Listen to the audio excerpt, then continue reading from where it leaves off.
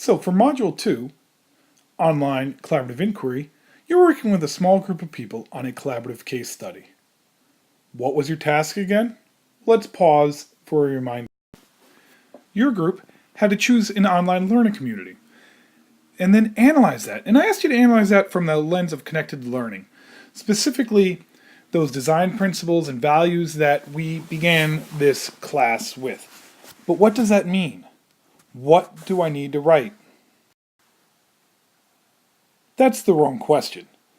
Before you even begin to write, you need to learn to first remix text structure.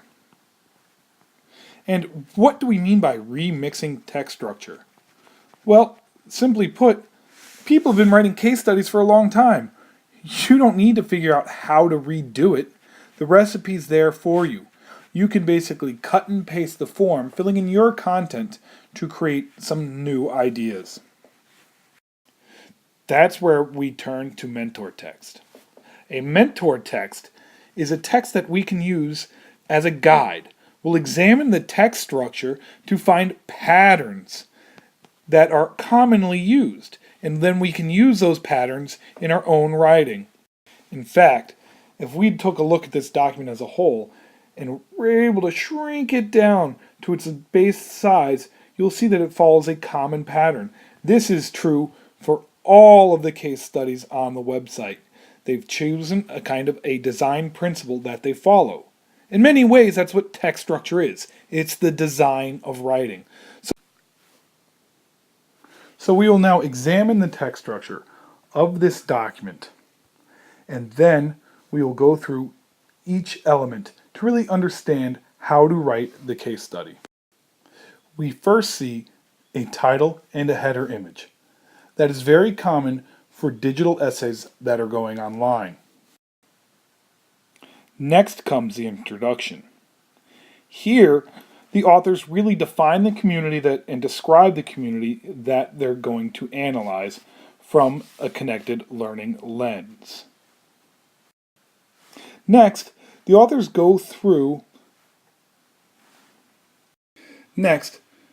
use headings to indicate their sections. You can see interest power, peer supported, academically oriented, openly networked, shared purpose, and production centered. And if you recall, these all go back to connected learning. Connected learning has three values: equity, full participation, and social connection. Then it also has three spheres of learning that it tries to integrate into education. That they're peer supported, interest powered, academically oriented. Then there's the design principles. How do you actually make these environments? First, they're production centered. It involves making. They involve a shared purpose. They're openly networked. And that is the lens that I'm asking you to work on your case study. And that is the lens that these authors used. You can see that each of those became a subheading. Use your headings. Headings allow the audience to understand your text structure in a very explicit way. It helps with comprehension. It helps with meaning making. After the audience have analyzed the case study, or the subject of their case study per se, they conclude with a challenges and opportunities section. Here they look at what are the implications of the learning community that they are describing. So now we will go through each of these sections. The introduction,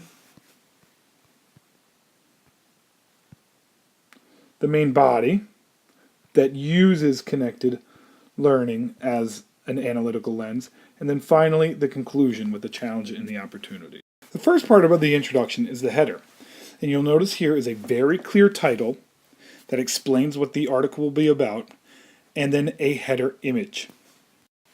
The header images can be important because many social network sites will grab the first image and then the first set of words that are used on the page. Next, we have a small bolded section. Here, the authors describe the community in the fewest words possible. They want to basically give you the elevator speech. And what does that mean? Well, if you're traveling from the lobby to the 7th floor, could you tell somebody everything they need to know about the learning community that you are describing? Here in the next paragraph, the authors kind of add some credibility to the community. Why does this one a great example of a learning community representing connected learning? So they actually bring in some outside research. You won't really have that opportunity. You're just doing this as part of class. But you'll notice a few things about this paragraph.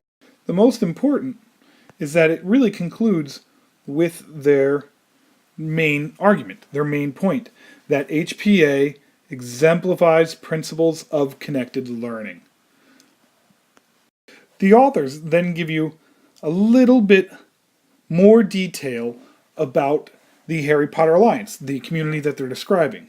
However, this really isn't as necessary as the information that was found in the paragraph above.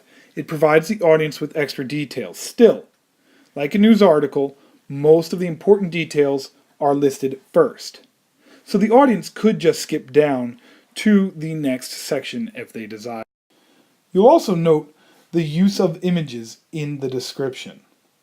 That can provide the audience with, extra information, and it provides, this image doesn't take away from the meaning of the article. It helps to kind of support the position that the authors are trying to make. So you can do the same by grabbing images about your learning community. And once again, I do stress you to try to find the Creative Commons images, and kudos if you can give it the right credit. Now, we won't look at every subsection, but know that you could outline them. Right over here, you could have in your interest powered. Now, I'm not going to go through every section that is in the body where they take those design principles of connected learning and describe the learning community of the Harry Potter Alliance through that network. But you could easily outline that over on the side. I mean, you can see right there, interest powered. Then you have your peer supported. Then you have your academically oriented. So you could easily outline this piece. And that's the key to good writing at this level. Your audience should be able to come up with the same outline, and if I gave the same piece to 5 different people, they would pretty much have a very similar outline. You'll notice that even visually, each subheading section has the same format.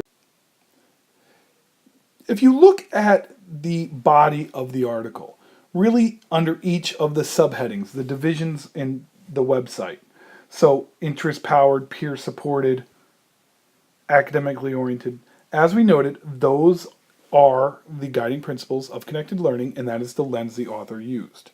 You should be able to outline that entire piece based on those headings. So you would have interest powered, then you would have peer supported, then academically oriented, and that's where the headings allow the audience to kind of understand the meaning the author is conveying.